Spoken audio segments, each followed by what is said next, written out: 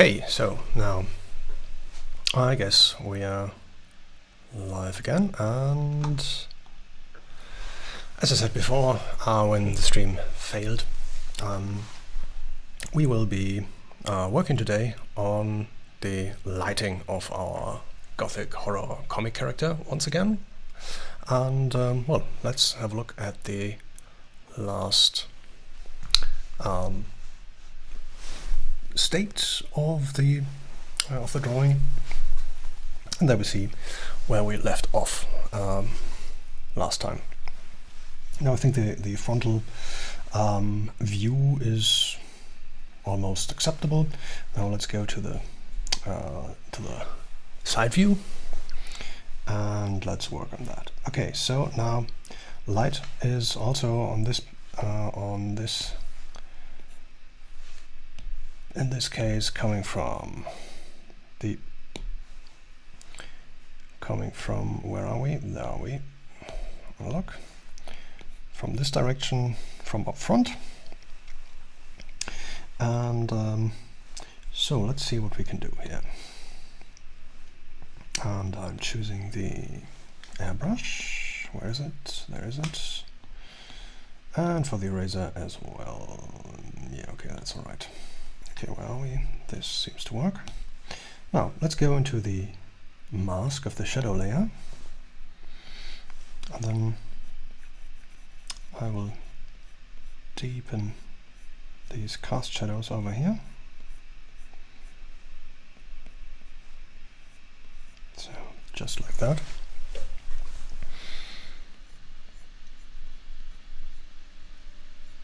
And maybe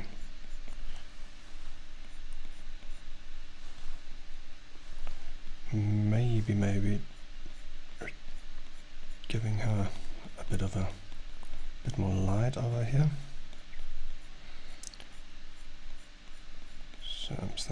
Something like that. Still the drop shadow cast by the hair on the upper part of the skull. And here will be drop shadow here as well. And then I will perhaps add or use the finger tool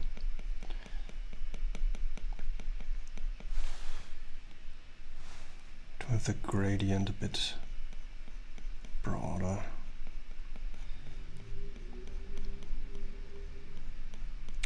Somewhere in this direction. Okay. Now let's have a look at the ears. There we can remove a bit of the shadow. This, and then we add some shadow here.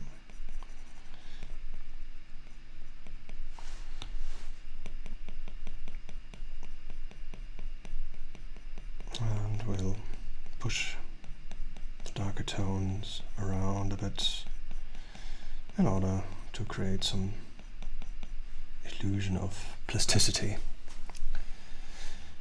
So, now this part is would also be a bit darker because it doesn't get so much light. Yeah. Something like that.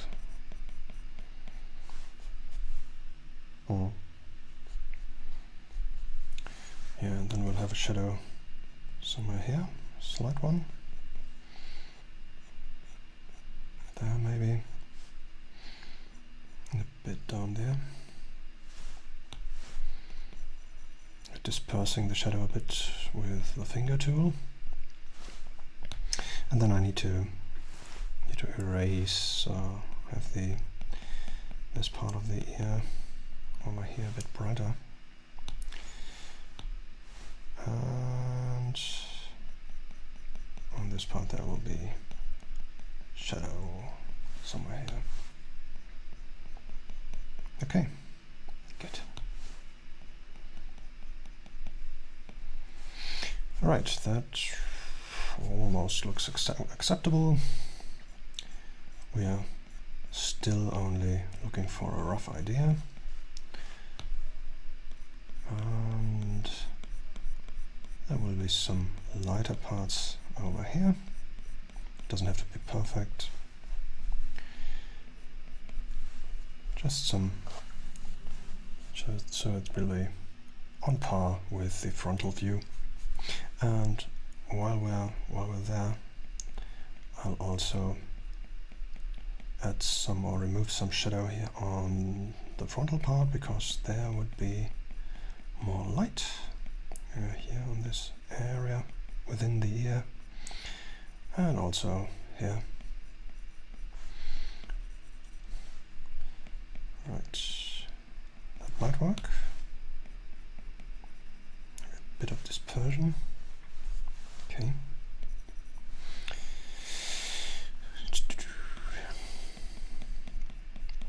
Okay, let's do it that way.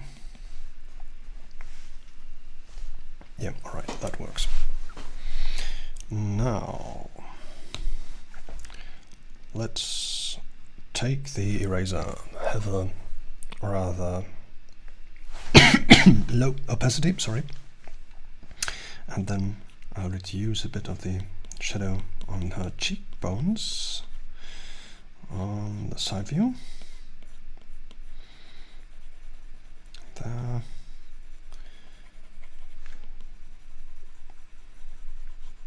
It's a bit too dark over here. Oh, something like that. Okay, I think this can work now. Maybe I got to reduce the lower parts still. Well, okay. So now the mouth. Let's have a shadow on the upper lip, and it will be casting a shadow on the lower lip, and then we've got some shadow here.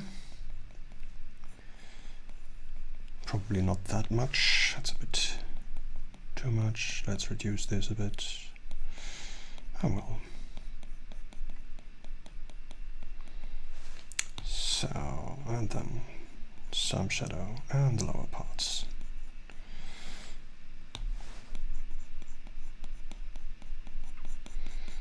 So, below the mouth. Dispersing this with the finger tool.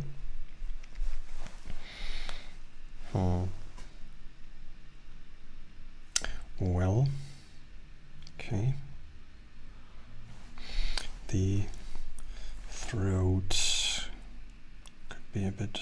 Well, let's do this later on. First, finish the mouth. Sorry, I'm getting lost in the different areas that all need to be improved. So just stick with the current idea, unless you've got a lot of time and are allowed to jump around. Somewhere like that. This might be okay. Now let's have the edge of the upper lip also be a bit brighter. Maybe not that broad though. Okay. Somewhere like this. And the highlights will be done in a separate step, perhaps in the next session. I think this session will also only be casting shadows or doing the first shadow pass. And I think we need much more shadow in that area. Then we need to soften the gradient over here, and from the top coming down this way. But we could also add more shadow below.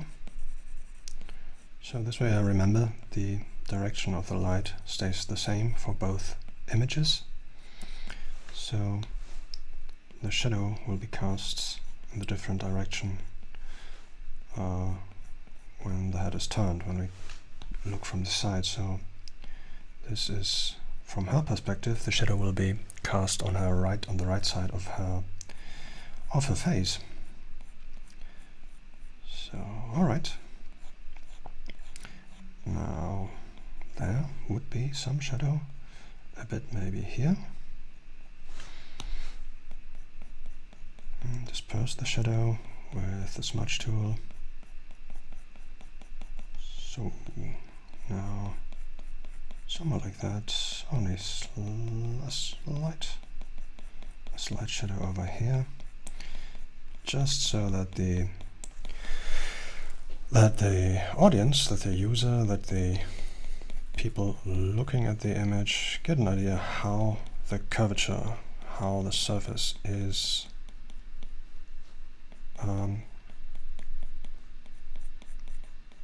well, how the surface will be positioned relative to the light, to the light source. So, all right. Now you remember when we last time when we had the looking at the right cheek here, when we lit up the right side up there, because there would be, or we simulated some reflected light over there.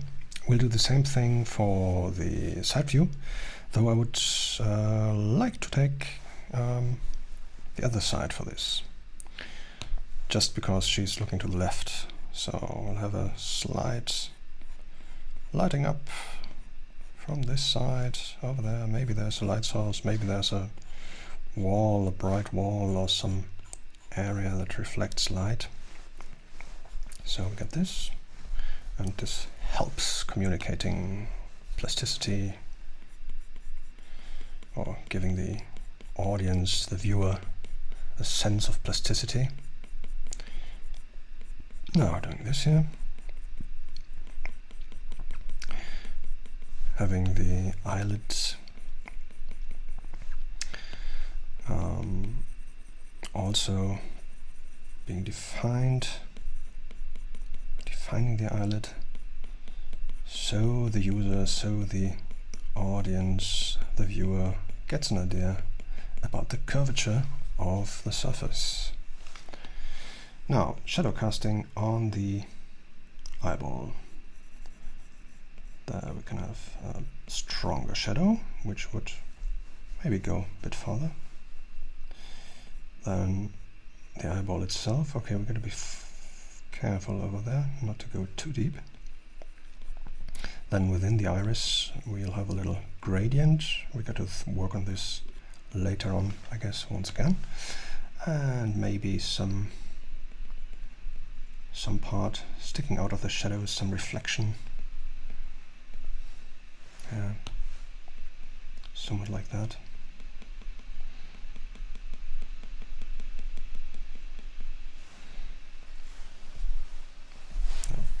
Well, we got to improve on that later on anyway, so for now I'll leave it like that. And then our reflection from the front will be here also on the eyelid, but much more intense, because the eyelids usually are, well, more reflective than the nose, at least if the nose doesn't, if the makeup was done right by the makeup artists or whoever did it. Some powder there or whatever they use, I don't know. Okay, yeah, well, I think we can take the finger tool and work a bit on the shadow on this part of the eye over here, pulling it out somewhat like that, maybe a bit larger.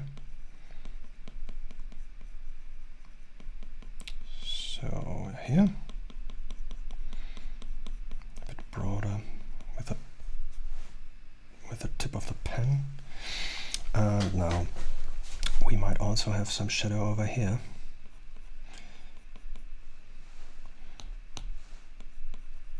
Disperse it,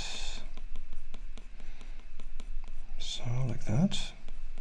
And the brightest part will be somewhere here, because it's this area right on the cheek will be looking directly at the light source, whatever light source we've got there. Assume it's the sun or some variation. Okay, like that. And now let's take the lower part and make the shadow on the lower part of the chin more definitive, a bit more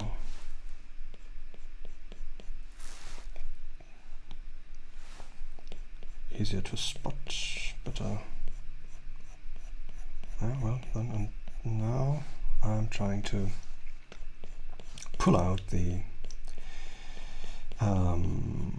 gradient, so we get an impression of the curvature of the cheekbone, of the jaw in this case, sorry. Wrong part of the vocabulary, wrong vocabulary entry there. So, okay, now the cheek, getting this out here, a bit larger maybe, something like that, and then we can push the other side away, having and erasing, making here, or creating a very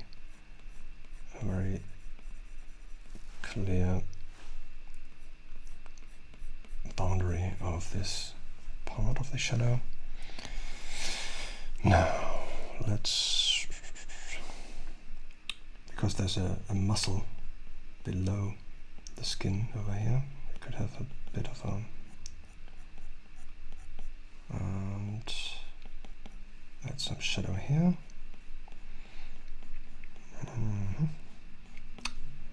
Get the cheekbone to stick out a bit more in direction of the audience, of the user, of the viewer, like that. Yeah, okay.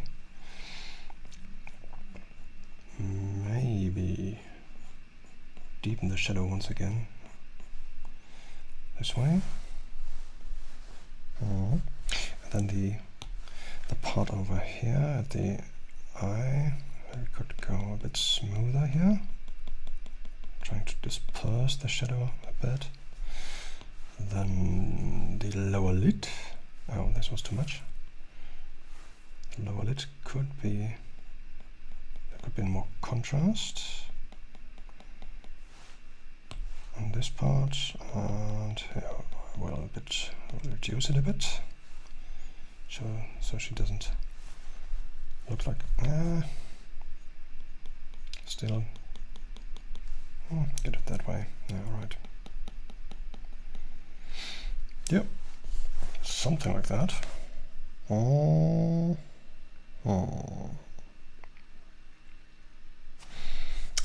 The edge of the mouth, I think we got to work on that. Looks a bit strange, yeah, better now. Okay, now let's have a look at the throat. We said the light is coming from the left upper frontal part of our imaginary space, and then the shadow which is cast on the throat from the jaw is a bit too much, I think, for the side view, for this part over here. So we will reduce the shadow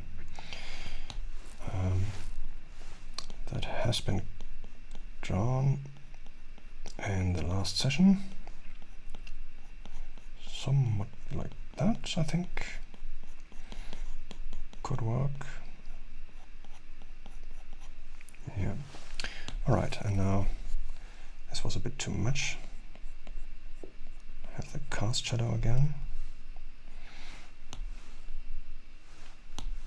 And now we can differentiate between the shadow that has been cast from the jaw, which will have a, well, depending on the light source, but which will have a possibly a broader gradient, which will cause this part to show a bit of a dispersion of the photons that hit the throat there, and the shadow, on the other hand, the shadow cast by the hair, which is much closer to the actual surface of the throat. So we're going down there, and we're defining a very clear drop shadow like that. And here, like that. Now, and there we are almost touching, or the hair is almost touching the skin. Then over here it actually does. No, that's because that is why I have to remove it here. The hair is actually touching it. Maybe some, maybe not all, so a bit of shadow is okay, but that was too much earlier. Okay. Does work for me. At least it's better than before. And I might want to correct this, the part of the jaw over here.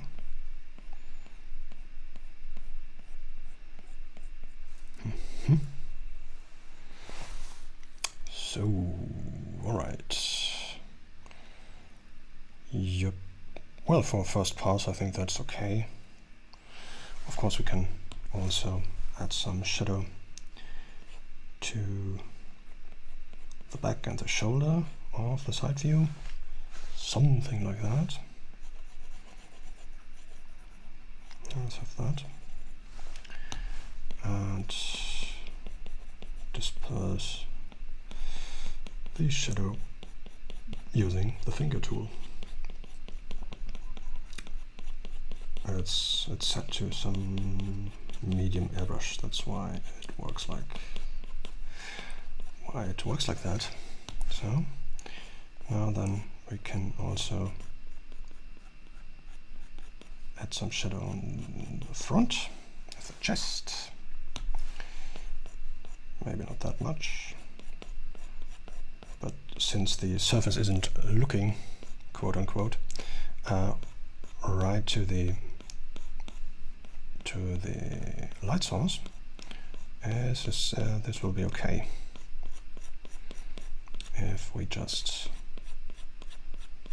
put a very light or a shadow with a very low intensity there. Okay, now let's take another the eraser once again, and we are doing the same thing that we did with the lid. So the front will be somewhat lightened up by whatever lights up the nose and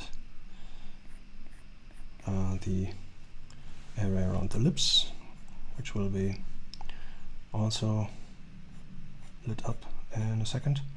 And on the throat we can also go inside into the inner part, because this would also be lit up, the sinew, this muscle strand that's going up here.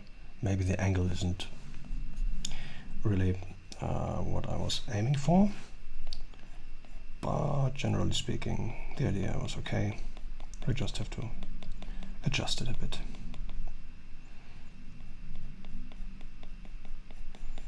We can come back and add some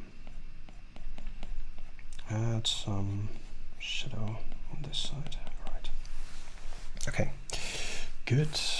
reduce the size of the smudge tool, of the finger tool. Going there. Okay. Something in that direction. Yeah, well, now the mouth, I forgot the mouth. There should be a reflection. Ugh, that's too much. Okay. Something like that. We could even go further and say, okay, this just with a very small eraser. Also the creases inside the skin of the mouth might be lit up from our ambient, or from the light source or the reflection that's coming from the left. Okay, so that is about the state we've got now. And shadow wise, I think for the skin it's okay. The hair, of course, is also needs some adjustment. Right now we are having, where is it? This one over here. I'll duplicate the layer, so should I?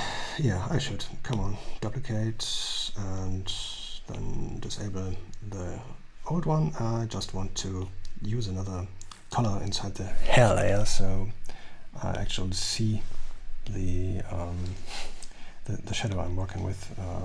Well, let's take some yellow color there. No, can't select. This is where I want to drop the. Yep, and there we are. And now we see. Well, now it's easier to see where the actual shadow for the hair is positioned, and we see. Well, yes, of course, we've got to work on this. That's not so good looking right now. Okay, now let's go back to the frontal view, and now I would like to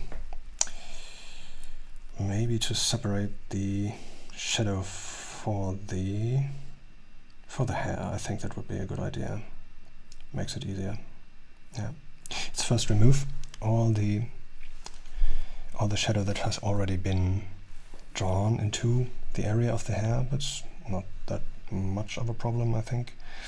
I will just go to our reference layer, which is this one, and then it should be easy to select it right like this.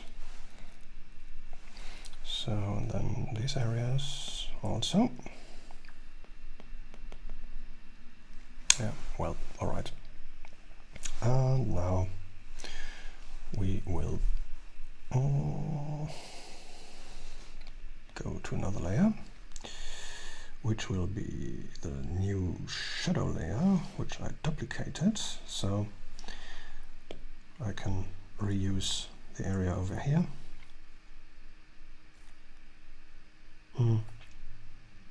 No, let's just remove it over here, of course. So just cut. Now the shadow has been removed, and we'll duplicate the shadow layer. The former shadow layer I'll rename to shadow skin, something like that. Yeah, rename shadow skin, and the new one will be, come in, shadow hair, as well for the mask. Shadow hair. All right. So good. Actually, we could clear this layer completely, invert. So now that's all right.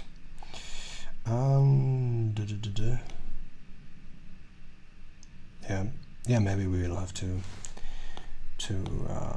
clear the shadows we're drawing now again for the skin, but for the time being, this is okay. Now, the question is, what kind of shadow do I want to draw? If I'm using the airbrush, this will look very, well, too smooth.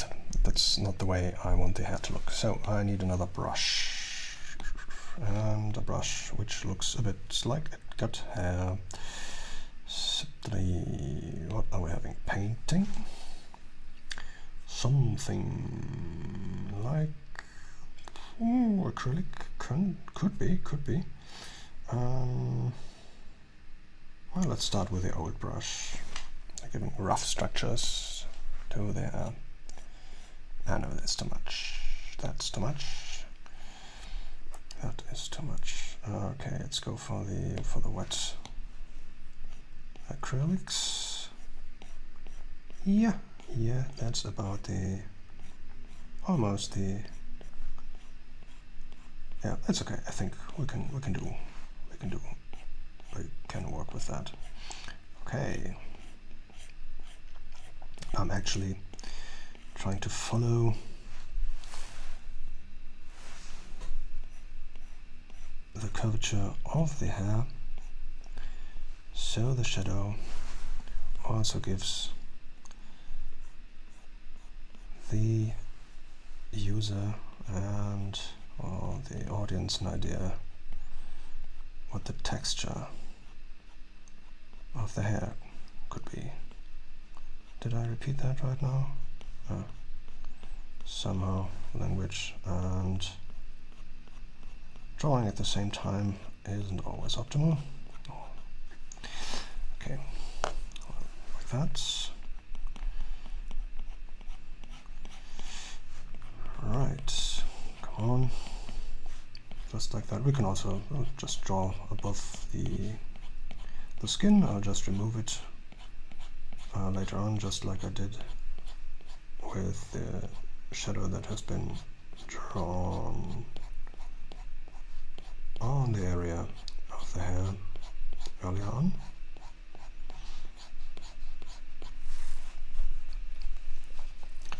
So this might just work for a first pass for the hair.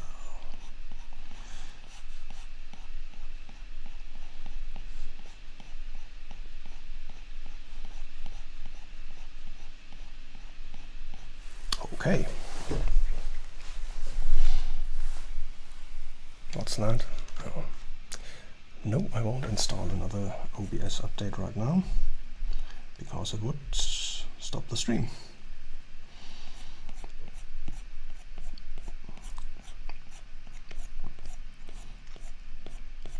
So, and we'll need some other layers to deepen the shadow even more later on, or maybe I could go over it with another pencil, with another brush.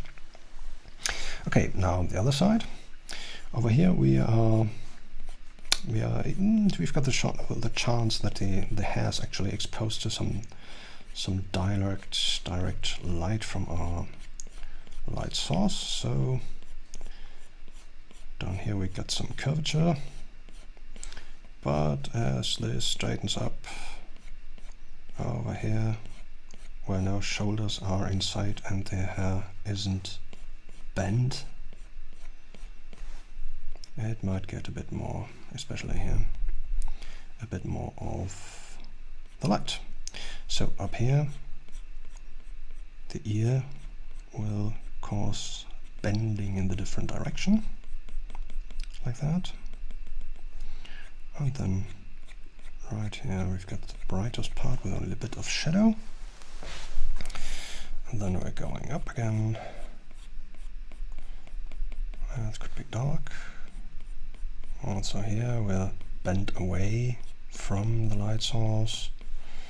And we've got some area that might directly look to the light source. Like that. And now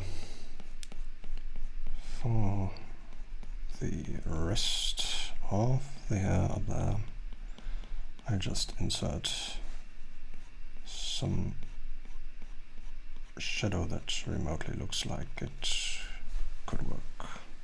Okay, so we've added shadow to the hair, also with a, well, some sort of texture, giving it the feel, quote unquote, of hair.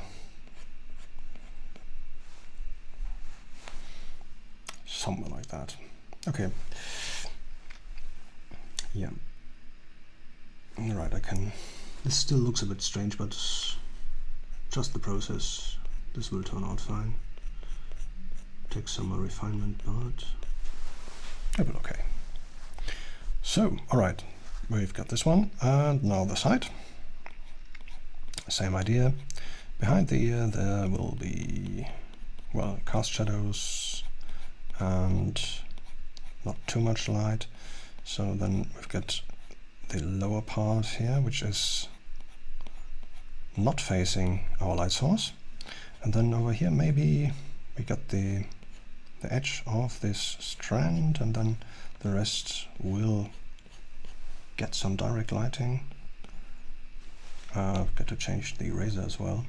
That would be nice, a nice feature for Procreate to have pairs of the brush and the eraser. So you switch one and you've got the corresponding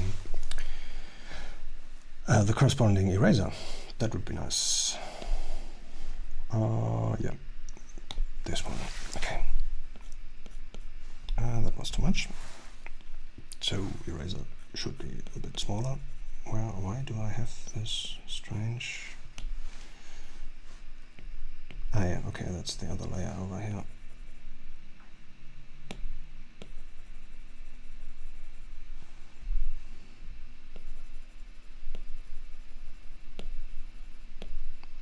Yeah, we'll fix this later on.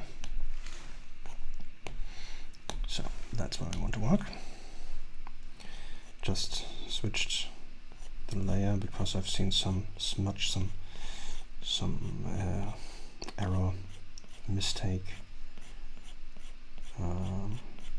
some kind of spot that originated from the other shadow layer. So somewhere like that. So for my, so I can easily add more of the shadow. I'll just turn it around. Got two points there. Why I'm doing that? One, it's easier for me to draw this way because my hand is on the right lower part of the desk, and the other one is that this way I can draw longer strokes, and it also makes the strokes a bit more consistent, a bit more fluid, a bit more, well, appropriate in form, I'd say.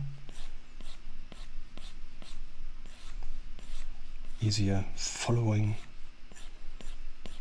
the strands or the imagined strands of hair over here.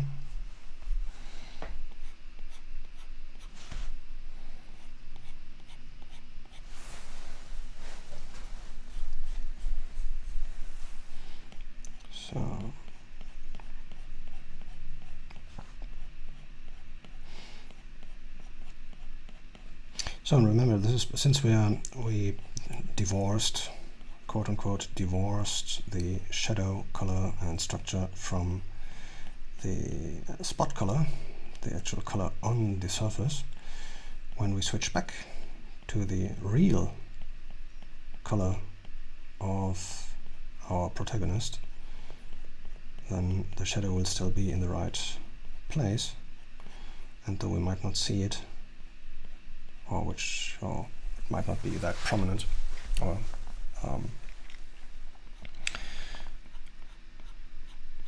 directly be visible, the shadow is still correctly positioned and textured. So this is one other advantage of divorcing the spot color from the light color, even in 2D programs like this one. Of course, when you're working with classic media like paper, that's a bit more difficult to pull off,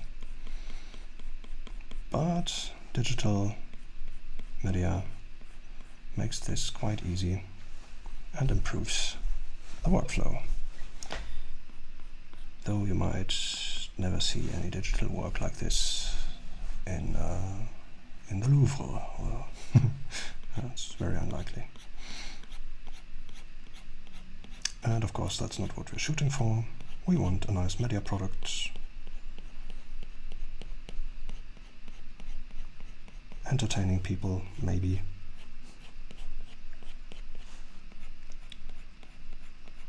And let art be art.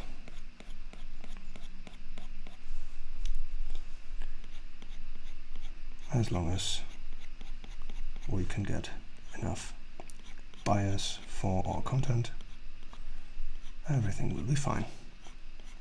In terms of revenue, of course.